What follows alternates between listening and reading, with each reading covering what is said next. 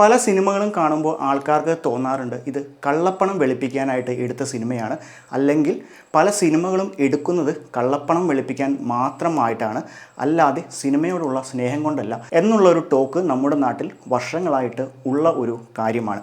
അപ്പോൾ ഇന്നത്തെ വീഡിയോയിൽ നമ്മൾ നോക്കാൻ പോകുന്നത് സിനിമ പ്രൊഡക്ഷൻ ഉപയോഗിച്ച് അല്ലെങ്കിൽ സിനിമാ നിർമ്മാണത്തിൻ്റെ മറവിൽ എങ്ങനെയാണ് കള്ളപ്പണം വെളുപ്പിക്കുന്നത് എന്നാണ്. ഇഡിയും ഇൻകം ടാക്സും പോലെയുള്ള അന്വേഷണ ഏജൻസികളൊക്കെ കണ്ടെത്തിയിരിക്കുന്നത് സിനിമയുടെ ചെലവ് പെരുപ്പിച്ച് കാണിച്ചിട്ടാണ് ഇപ്പോൾ കള്ളപ്പണം വെളുപ്പിക്കാനായിട്ട് യൂസ് ചെയ്യുന്ന ഒരു സ്ട്രാറ്റജി എന്നാണ്. അപ്പോൾ സിനിമയുടെ പ്രൊഡക്ഷനിലെ ഒരു ചെലവ് പെരുപ്പിച്ച് കാണിക്കാനായിട്ട് ഈസിയാണ് ബാക്കിയുള്ള ബിസിനസ്സുകളുമായിട്ട് കമ്പയർ ചെയ്യുമ്പോൾ. കാരണം എന്താണെന്ന് വെച്ച് കഴിഞ്ഞാൽ ഇതിനൊരു ഫിക്സഡ് കോസ്റ്റ് ഇല്ല. ഇപ്പോൾ എക്സാമ്പിൾ പറയുകയാണെങ്കിൽ ഒരു VFX ചെയ്യാനായിട്ട് ചാർജ് ആയത് ആക്ച്വൽ ചാർജ് 25 ലക്ഷം രൂപയായെങ്കിൽ അത് 1.5 കോടിയായെന്നും പറഞ്ഞ് ബില്ല് ചെയ്താലും അത് അങ്ങനെ അല്ല എന്ന് ആർക്കും സ്ഥാപിക്കാനായിട്ട് പറ്റുകയില്ല. പിന്നെ അതുകൂടാതെ തന്നെ സിനിമാ ഫീൽഡിൽ ഒരുപാട് ആൾക്കാർ ഡെയിലി വേജസിൽ വർക്ക് ചെയ്യുന്ന ആൾക്കാരുണ്ട്. യൂണിറ്റിൽ പ്രവർത്തിക്കുന്ന ആൾക്കാർ തൊട്ട് ജൂനിയർ ആർട്ടിസ്റ്റുകൾ ഉൾപ്പെടെ അതിലെ സൈറ്റിൽ വരുന്ന ഡ്രൈവേഴ്സ്, കാറ്ററിങ്ങിന് വരുന്ന ജോലിക്കാർ, അങ്ങനെ ഒരുപാട് ആൾക്കാർ ഡെയിലി വേജസിൽ വർക്ക് ചെയ്യുന്നുണ്ട്. അപ്പോൾ ഇതിൻ്റെ ഒരു അഡ്വാൻറ്റേജ് എന്താണെന്ന് വെച്ച് കഴിഞ്ഞാൽ, കള്ളപ്പണം വെളുപ്പിക്കാനായിട്ട് നോക്കുമ്പോൾ ഇതിൻ്റെ ഒരു അഡ്വാൻറ്റേജ് എന്താണെന്ന് വെച്ച് കഴിഞ്ഞാൽ, ഇങ്ങനെ വരുന്ന ചിലവുകളെല്ലാം പെരുപ്പിച്ച് കാണിക്കാൻ പറ്റും.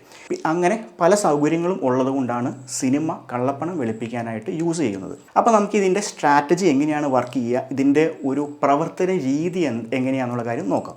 അപ്പോൾ നമ്മളൊരു എക്സാമ്പിൾ പറയുകയാണെങ്കിൽ, ഇപ്പോൾ ഒരാളുടെ കയ്യിൽ 5 കോടി കള്ളപ്പണമായിട്ട് ഇരിപ്പുണ്ട്, അതൊരു ലിക്വിഡ് ക്യാഷായിട്ട് ഇരിപ്പുണ്ട്. അപ്പോൾ ഇയാൾ ഈ 5 കോടി കള്ളപ്പണം വൈറ്റ് ആക്കാനായിട്ട് നോക്കുന്നു. അറ്റ് ദ സെയിം ടൈം തന്നെ ഇതുപോലെ തന്നെ കള്ളപ്പണം ആവശ്യമുള്ള ആൾക്കാരുണ്ടാവും. അവരുടെ കയ്യിൽ വൈറ്റ് ആയിട്ടുണ്ടാവും. ചിലപ്പോൾ അവർ ബിസിനസ്സുകാരൊക്കെ ആയിരിക്കാം. അവരുടെ കയ്യിൽ അക്കൗണ്ടിൽ ക്യാഷ് ഉണ്ടാവും, പക്ഷേ അവർക്ക് പല ആവശ്യങ്ങൾക്കുമായിട്ട് ലിക്വിഡ് ക്യാഷ് അല്ലെങ്കിൽ ബ്ലാക്ക് മണി ആവശ്യം വരുന്ന പല സാഹചര്യങ്ങളും ഉണ്ടാവും. എക്സാമ്പിൾ പറയുകയാണെങ്കിൽ, ഇപ്പോൾ അവർ റിയൽ എസ്റ്റേറ്റ് ഡീൽ നടത്തുമ്പോൾ അതിൻ്റെ ചിലപ്പോൾ ഒരു 25 or 30% ചിലപ്പോൾ ബ്ലാക്കായിട്ട് ക്യാഷായിട്ടായിരിക്കും കൊടുക്കണേ. അല്ലെങ്കിൽ ചിലപ്പോൾ അവരുടെ ബിസിനസ്സുമായിട്ട് ബന്ധപ്പെട്ട് ഒരു ഉദ്യോഗസ്ഥന് കൈക്കൂലി കൊടുക്കാനോ, അല്ലെങ്കിൽ രാഷ്ട്രീയക്കാരന് കൈക്കൂലി കൊടുക്കാനോ, അല്ലെങ്കിൽ സ്വർണം ഇല്ലീഗലായിട്ട് മേടിക്കാനോ, അങ്ങനെ പല ആവശ്യങ്ങൾക്കും ബിസിനസ്സുകാർക്കൊക്കെ കള്ളപ്പണത്തിൻ്റെ ആവശ്യമുണ്ടാവും, അവരുടെ കയ്യിൽ വൈറ്റ് മണി ഉണ്ടെങ്കിൽ പോലും. അപ്പോൾ നമ്മൾ ആദ്യം പറഞ്ഞ ഒരാളുടെ കയ്യിൽ 5 കോടി ബ്ലാക്ക് മണി ആയിട്ട് ഇരിപ്പുണ്ട്. അപ്പോൾ ഇയാൾ ഏജൻറ്റിനെ സമീപിച്ചു, ഇയാൾക്ക് ഇത് വൈറ്റ് ആക്കണമെന്നും പറഞ്ഞു. ഈ ഏജൻറ്റ് പുള്ളിയുടെ നെറ്റ്വർക്കിലുള്ള ഒരു 10 ആൾക്കാരെ പിടിക്കും. അതായത് 50 ലക്ഷം രൂപ ബ്ലാക്ക് മണി നോക്കുന്ന ഒരു 10 ആൾക്കാരെ ഏജൻറ്റ് പുള്ളിയുടെ നെറ്റ്വർക്കിൽ നിന്ന് കണ്ടെത്തും. എന്നിട്ട് ഈ ബ്ലാക്ക് വൈറ്റ് ആക്കാൻ നിൽക്കുന്ന ആളെയും ഈ 10 ആൾക്കാരെയും തമ്മിൽ കണക്ട് ചെയ്യും. അപ്പോൾ ഇനിയാണ് സിനിമാ നിർമ്മാണം എന്നുള്ളൊരു കോൺസെപ്റ്റ് ഇതിലേക്ക് വരുന്നത്. അപ്പോൾ ഈ 5 കോടി ബ്ലാക്ക് മണിയുള്ള ആൾ ഒരു പ്രൊഡക്ഷൻ കമ്പനി സ്റ്റാർട്ട് ചെയ്യും. ഒന്നുമില്ലെങ്കിൽ അയാൾ നേരിട്ട് പ്രൊഡക്ഷൻ കമ്പനി സ്റ്റാർട്ട് ചെയ്യും. ഇപ്പോൾ അയാൾക്ക് ഇനിയും ഒരുപാട് ബ്ലാക്ക് വൈറ്റ് ആക്കാനൊക്കെ ഉണ്ടെങ്കിൽ ചിലപ്പോൾ അയാൾ നേരിട്ട് സ്വന്തം പേരിൽ തന്നെ ഒരു സിനിമ പ്രൊഡക്ഷൻ കമ്പനി സ്റ്റാർട്ട് ചെയ്യും. എന്നിട്ട് ഇയാൾ എന്താ ചെയ്യുകയാണെന്ന് വെച്ച് കഴിഞ്ഞാൽ, ഈ 50 ലക്ഷം വെച്ച് ബ്ലാക്ക് മണി ആവശ്യമുള്ള ഈ 10 ആൾക്കാർക്കും ഇയാൾ ക്യാഷായിട്ട് 50 ലക്ഷം വെച്ച് കൊടുക്കും. ഓക്കെ, അപ്പോൾ അവർക്ക് ബ്ലാക്ക് മണി ആവശ്യമുള്ള ആൾക്കാർക്ക് 50 ലക്ഷം രൂപ വെച്ച് അവിടെ കിട്ടിക്കഴിഞ്ഞു. എന്നിട്ട് ഇയാൾ പറയുന്നത്, നിങ്ങളുടെ ബിസിനസ് അക്കൗണ്ടിൽ നിന്ന് 50 ലക്ഷം രൂപ ഈ പ്രൊഡക്ഷൻ കമ്പനിയുടെ അക്കൗണ്ടിലേക്ക് ട്രാൻസ്ഫർ ചെയ്യുക എന്നുള്ളതായിരിക്കും ഇയാൾ ആവശ്യപ്പെടുന്നത്. അപ്പോൾ ഇതനുസരിച്ച് ഈ ബ്ലാക്ക് മണി ആവശ്യമുള്ള 10 പേരും 50 ലക്ഷം രൂപ വെച്ച് മൂവി പ്രൊഡക്ഷൻ കമ്പനിയുടെ ബാങ്ക് അക്കൗണ്ടിലേക്ക് ട്രാൻസ്ഫർ ചെയ്യും. അപ്പോൾ ഇയാൾ, അതായത് പ്രൊഡക്ഷൻ കമ്പനി സെറ്റ് ചെയ്ത ആൾ, ബ്ലാക്ക് മണി ഉള്ള ആൾ ഓൺ പേപ്പറിൽ ഈ 10 പേരെയും കാണിക്കുന്നത് കോ പ്രൊഡ്യൂസേഴ്സായിട്ടായിരിക്കും കാണിക്കുക, അല്ലെങ്കിൽ ലൈൻ പ്രൊഡ്യൂസേഴ്സായിട്ടായിരിക്കും കാണിക്കുക. അപ്പോൾ ഇത് നിയമപരമായിട്ട് നോക്കുമ്പോൾ വേറെ പ്രശ്നമൊന്നുമില്ല. ഇവരുടെയൊക്കെ ബിസിനസ് അക്കൗണ്ടിൽ നിന്നാണ് 50 ലക്ഷം രൂപ വെച്ച് വന്നേക്കണേ. അങ്ങനെ 10 പേരുടെ അടുത്തുനിന്ന് വന്ന് 5 കോടി ആയിട്ടുണ്ട്.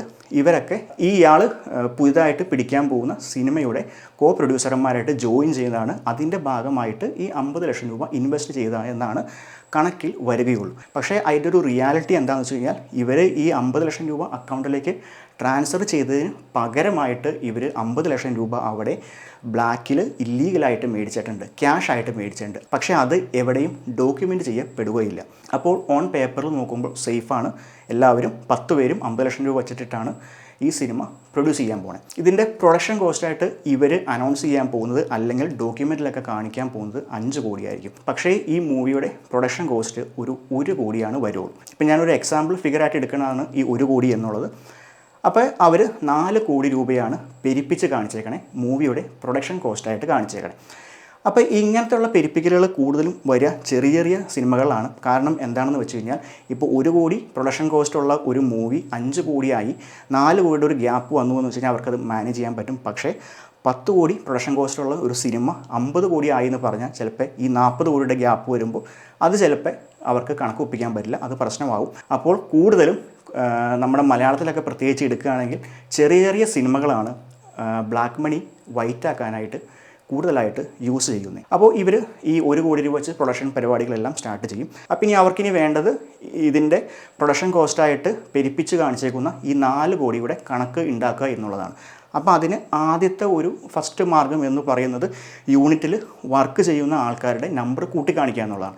ഇപ്പോൾ എക്സാമ്പിൾ പറയുകയാണെങ്കിൽ 40 ദിവസം ഷൂട്ട് ഉണ്ടായിരുന്ന ഒരു മൂവിക്ക് യൂണിറ്റിൽ 20 പേരായി ഉണ്ടായിരുന്നെങ്കിൽ അത് ഒരു 50 പേരോ 60 പേരോ ആയിട്ട് അവർ കണക്കിൽ കാണിക്കും. അപ്പോൾ എന്താണെന്ന് വെച്ച് കഴിഞ്ഞാൽ ഈ 60 പേർക്കും എക്സ്ട്രാ ഇവർ പെരുപ്പിച്ച് കാണിച്ചേക്കണ ഒരു 30 അല്ലെങ്കിൽ 40 പേർക്ക് ഡെയിലി വേജസ് കൊടുത്തു എന്നുള്ള കണക്ക് പെരുപ്പിച്ച് കാണിക്കാം. അതുപോലെ തന്നെ അവർക്ക് 3 നേരം ഭക്ഷണം കൊടുത്തതിൻ്റെ കണക്ക് പെരുപ്പിച്ച് കാണിക്കാം. വാഹന സൗകര്യം, അതുപോലെ തന്നെ അവരുടെ താമസ സൗകര്യം, അങ്ങനെ എല്ലാ കണക്കിലും പെരുപ്പിച്ച് കാണിക്കാം. അടുത്തത് പെരുപ്പിച്ച് കാണിക്കാൻ പറ്റാവുന്ന ഏരിയാസ് എന്ന് പറയുന്നത് സിനിമയുടെ ഷൂട്ടിങ്ങിനായിട്ട് എടുക്കുന്ന ക്യാമറ, അതുമായിട്ട് ബന്ധപ്പെട്ട എക്യുപ്മെൻറ്റ്, അങ്ങനെയുള്ള കാര്യങ്ങളിലേക്ക് കണക്ക് പെരുപ്പിച്ച് കാണിക്കും. ഇപ്പോൾ ഈ ഒരു സിനാരിയോയിൽ കൂടുതലും ഒരു ചാൻസ് ഉള്ളത് എങ്ങനെയാണെന്ന് വെച്ച് കഴിഞ്ഞാൽ ഈ പ്രൊഡ്യൂസർ തന്നെ പല ഷെല്ല് കമ്പനികളും രജിസ്റ്റർ ചെയ്യും. അത് പ്രൈവറ്റ് ലിമിറ്റഡ് കമ്പനികൾ ആവണമെന്നില്ല, പ്രൊപ്പറേറ്റർഷിപ്പോ അല്ലെങ്കിൽ പാർട്ണർഷിപ്പോ കമ്പനികളായിരിക്കാം. 2-3 കമ്പനികൾ രജിസ്റ്റർ ചെയ്തിട്ട് ഈ കമ്പനിക്ക് തന്നെ ആയിരിക്കാം ഇതിൻ്റെ എക്യുപ്മെൻറ്റ് റെൻ്റൽ എടുക്കാനുള്ള എഗ്രിമെൻറ്റും, അതുപോലെ തന്നെ കാറ്ററിങ്ങിൻ്റെ എഗ്രിമെൻറ്റും, അതുപോലെ തന്നെ ജൂനിയർ ആർട്ടിസ്റ്റിനെ സപ്ലൈ ചെയ്യാനുള്ളതും VFXും എഡിറ്റിങ്ങും കളർ ഗ്രേഡിങ്ങും അങ്ങനെയുള്ള എല്ലാ വർക്കുകളും ഏൽപ്പിക്കുന്നത് ഈ പ്രൊഡ്യൂസറിൻ്റെ തന്നെ ഷെൽ കമ്പനികളിലേക്ക് ആയിരിക്കും ഏൽപ്പിക്കുക. എന്നിട്ട് അവരത് ഔട്ട്സോഴ്സ് ചെയ്ത് ഫ്രീലാൻസായിട്ട് ചെയ്യിക്കുകയോ അല്ലെങ്കിൽ ചെറിയ ആരെങ്കിലും കൊണ്ടൊക്കെ ചെയ്യിക്കുകയായിരിക്കും ഒരു രീതി. ഇപ്പോൾ എക്സാമ്പിൾ പറയുകയാണെങ്കിൽ VFXൻ്റെ കോസ്റ്റ് ഒരു 5 ലക്ഷം രൂപയാണെങ്കിൽ ചിലപ്പോൾ അവർ ബില്ല് കാണിക്കുക 50 ലക്ഷമോ അല്ലെങ്കിൽ 1 കോടി എന്നൊക്കെ ആയിരിക്കാം. അതുപോലെ തന്നെ എഡിറ്റിങ്ങും അദ്ദേഹം സെയിം മെത്തേഡ് യൂസ് ചെയ്യാം. സൗണ്ട് ഡിസൈനിങ്ങിനും അതുപോലെ തന്നെ കളർ ഗ്രേഡിങ്ങിനും അങ്ങനെ എല്ലാ ടെക്നിക്കൽ സൈഡിലും ഇതുപോലെ തന്നെ പെരുപ്പിച്ച് കാണിക്കും. അപ്പോൾ എന്താണെന്ന് വെച്ച് കഴിഞ്ഞാൽ ഈ വർക്ക് എടുത്തേക്കണ ഈ കാണിച്ചേക്കണ കമ്പനികളൊക്കെ ഈ പ്രൊഡ്യൂസറിൻ്റെ തന്നെ ഷെൽ കമ്പനികളാണ്. അപ്പോൾ അവർക്ക് ഇൻവോയ്സ് ക്രിയേറ്റ് ചെയ്യാനായിട്ട് പാടില്ല. ഇപ്പോൾ ആ ഒരു പടത്തിന് VFXൻ്റെ കാശ് 3 കോടി ആയെന്ന് പറഞ്ഞാൽ അതിൽ ഇൻകം ടാക്സിനോ EDക്കോ ഒന്നും അതിൽ വേറെ തർക്കമൊന്നും പറയാൻ പറ്റില്ല. അതിൽ ഇൻവോയ്സും ഉണ്ട്, ഈ അക്കൗണ്ടിൽ നിന്ന് മറ്റേ അക്കൗണ്ടിലേക്ക് ട്രാൻസ്ഫറും ചെയ്തിട്ടുണ്ട്. അപ്പോൾ ഈ സിനിമ ഒരു 50 ദിവസം കൂടി ഇതിൻ്റെ ഷൂട്ട് കഴിഞ്ഞു എന്ന് വിചാരിക്കാം. അപ്പോൾ ഈ 5 കോടി അക്കൗണ്ടിൽ വന്നതിൽ 4 കോടി ഇത് എത്തിയേക്കുന്നത് പ്രൊഡ്യൂസറുടെ തന്നെ ഷെൽ കമ്പനികളിലേക്കായിരിക്കും. ഈ പ്രൊഡ്യൂസർ താൽക്കാലികമായിട്ട് രജിസ്റ്റർ ചെയ്തിരിക്കുന്ന ഷെൽ കമ്പനികളിലേക്കായിരിക്കും ഈ 4 കോടിയും എത്തിയേക്കണേ. അത് പല പല ഫേക്ക് ഇൻവോയ്സും ക്രിയേറ്റ് ചെയ്തിട്ടായിരിക്കും എത്തിയേക്കണേ. പിന്നെ 1 കോടി രൂപയാണ് സിനിമയുടെ പ്രൊഡക്ഷനായിട്ട് ചിലവായിട്ടുള്ളൂ. അപ്പോൾ ഈ സിനിമയുടെ പ്രൊഡക്ഷൻ കഴിയുമ്പോഴേക്കും തന്നെ 4 കോടി ബ്ലാക്ക് മണി വൈറ്റായിട്ട് പ്രൊഡ്യൂസറുടെ അക്കൗണ്ടിൽ വന്നു കഴിഞ്ഞു. ഇപ്പോൾ ആ ഷെൽ കമ്പനികളിലൊക്കെ ലോസ് കാണിക്കുകയാണെങ്കിൽ അതിലെയും ടാക്സ് അടയ്ക്കേണ്ടി വരില്ല. അപ്പോൾ ഇനി 1 കോടിയാണ് ബാക്കിയുള്ളത്. അപ്പോൾ 1 കോടിയാണ് മൂവിയുടെ പ്രൊഡക്ഷൻ കോസ്റ്റ്. അപ്പോൾ ഇനി മൂവി ഇറങ്ങിയെന്ന് വിചാരിക്കുക. മൂവി ഇറങ്ങിയിട്ട് തിയേറ്ററിൽ നിന്നും OTT അങ്ങനെ ആയിട്ടൊക്കെ ഒരു 50 ലക്ഷം രൂപ കിട്ടിയെന്ന് വിചാരിക്കുക. അപ്പോൾ ആക്ച്വലി 1 കോടിയാണ് ബഡ്ജറ്റ്, 50 ലക്ഷം രൂപ തിരിച്ച് കിട്ടി. അപ്പോൾ ശരിക്കും ലോസ് 50 ലക്ഷം രൂപയാണ്. പക്ഷേ പ്രൊഡ്യൂസർ ഇതിൻ്റെ എക്സ്പെൻസ് ആയിട്ട് കാണിച്ചേക്കുന്നത് 5 കോടി രൂപയാണല്ലോ. അപ്പോൾ കണക്കിൽ 5 കോടി രൂപ എക്സ്പെൻസ് കാണിച്ചേക്കുന്നുണ്ട്. ഇതിൻ്റെ നഷ്ടം 50 ലക്ഷത്തിന് പകരം 4.5 കോടിയായിട്ട് നഷ്ടം കാണിക്കും. അപ്പോൾ അതിന് ടാക്സ് ഒന്നും അടയ്ക്കേണ്ടി വരില്ല. അപ്പോൾ ഇനി ഈ പ്രൊഡ്യൂസർ അടുത്ത മൂവി ഒന്നും എടുക്കണില്ലെങ്കിൽ ഈ 50 ലക്ഷം രൂപ ഇയാളുടെ കയ്യിൽ നിന്ന് പോകും.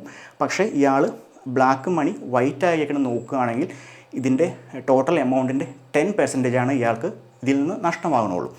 പക്ഷേ ഇതൊരു സ്ഥിരം പരിപാടിയാണെങ്കിൽ വേറൊരു ഗുണം എന്താണെന്ന് വെച്ച് കഴിഞ്ഞാൽ ഇപ്പോൾ ഈ പ്രൊഡ്യൂസർ തന്നെ അടുത്തൊരു മൂവി ഈ സെയിം പ്രൊഡക്ഷൻ കമ്പനിയുടെ കീഴിൽ എടുക്കുകയാണ്, അതും ഒരു ചെറിയ മൂവിയാണെന്ന് വിചാരിക്കുക. അപ്പോൾ അതിന് ഒരു ലെക്ക് കൊണ്ട് ഒരു 3 കോടിയോ അല്ലെങ്കിൽ ഒരു 4 കോടി പ്രോഫിറ്റ് കിട്ടിയെന്ന് വിചാരിക്കുക. അപ്പോഴും പ്രൊഡ്യൂസർക്ക് ഈ സെയിം പ്രൊസീജിയർ കണ്ടിന്യൂ ചെയ്തിട്ട് കഴിഞ്ഞ മൂവിയിൽ 4 കോടിയുടെ ലോസ് കാണിച്ചേക്കുന്നുണ്ട്. അടുത്ത മൂവി എടുത്തപ്പോൾ ഒരു 4 കോടി ലാഭം കിട്ടിയേക്കുന്നുണ്ടെങ്കിൽ കഴിഞ്ഞ മൂവിയിലെ ലോസ് വച്ചിട്ട് 4 കോടി ലോസ് കാണിച്ചുകൊണ്ട് അത് വച്ചിട്ട് സ്ക്വയർ ഓഫ് ചെയ്യാം. അപ്പോൾ ടോട്ടലായിട്ട് കമ്പനിയുടെ ഫിനാൻഷ്യൽ റിപ്പോർട്ട് കാണിക്കുമ്പോൾ ഇത് ലോസായിട്ട് കാണിക്കാം. അല്ലെങ്കിൽ ഇതിപ്പോൾ 2 വർഷമായിട്ട് എടുക്കണമെങ്കിൽ പോലും കഴിഞ്ഞ വർഷത്തിൻ്റെ ലോസ് ക്യാരി ഫോർവേഡ് ചെയ്ത് ആ ഫിനാൻഷ്യൽ ഇയറിലേക്ക് കൊണ്ടുവന്നിട്ട് 4 കോടി പ്രോഫിറ്റ് കിട്ടിയാൽ പോലും അവിടെ ഇൻകം ടാക്സ് അടയ്ക്കേണ്ടി വരില്ല. അപ്പോൾ എന്താ മെച്ചം എന്ന് വെച്ച് കഴിഞ്ഞാൽ ഇയാളുടെ കയ്യിലുണ്ടായിരുന്ന 5 കോടി ബ്ലാക്ക് മണി വൈറ്റായും കിട്ടി, ലീഗലായിട്ട് കണക്കും പ്രകാരം കാണിച്ച് തന്നെ വൈറ്റായി കിട്ടുകയും ചെയ്തു. ഇനി എങ്ങാനും ലക്കിന് പുള്ളിയുടെ ഏതെങ്കിലും ഒരു മൂവി വിജയിച്ചാൽ അതിൽ നിന്ന് 4-5 കോടി രൂപ ലാഭം കിട്ടിയാലും ഇൻകം ടാക്സ് അടയ്ക്കേണ്ടി വരില്ല. അപ്പോൾ ഈ ഒരു പ്രോസസ്സാണ് സിനിമയിൽ കള്ളപ്പണം വെളുപ്പിക്കാനായിട്ട് യൂസ് ചെയ്യുന്നത്. സിനിമാ ഫീൽഡിൽ കള്ളപ്പണം വെളുപ്പിക്കുന്നുണ്ട് എന്നുള്ള കാര്യത്തെപ്പറ്റി നിങ്ങളുടെ അഭിപ്രായം എന്താണ്? അപ്പോൾ നിങ്ങൾക്ക് ഇതിനെപ്പറ്റി കൂടുതലായിട്ട് എന്തെങ്കിലും അറിയാമെങ്കിൽ അത് കമൻറ്റ് സെക്ഷനിൽ രേഖപ്പെടുത്താം. അതുപോലെ തന്നെ നിങ്ങൾക്ക് ഞാൻ പറഞ്ഞ കാര്യങ്ങളിൽ എന്തെങ്കിലും കൂട്ടിച്ചേർക്കാനുണ്ടെങ്കിലും അതും കമൻറ്റ് ബോക്സിൽ രേഖപ്പെടുത്താം. അപ്പോൾ അടുത്തൊരു വീഡിയോയുമായിട്ട് വീണ്ടും വരാം. Thank you.